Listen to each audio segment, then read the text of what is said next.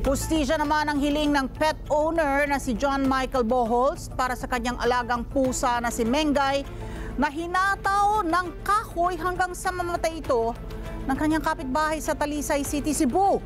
Sapul sa CCTV footage ang aktwal na paghampas ng paulit-ulit ng suspect sa pusang si Mengay hanggang sa ito ay mangisay at mawala ng buhay. Ayon kay Boholst, napulot lamang nila si Mengay at inalagaan sa loob ng 4 na taon kaya't masakit sa kanilang sinapit ito sa kamay ng kanilang kapitbahay. Kinumpronta na rin ni Boholst ang kanyang kapitbahay at nangatwiran na nagalit lang umano siya kay Mengay dahil kinagat nito ang kanyang alagang pusa na naging sanhi ng pagkamatay nito. Nagsampa na rin ng reklamo si Boholst laban sa pumatay sa kanyang alaga at iniimbestigahan na ng Talisay City Police ang insidente.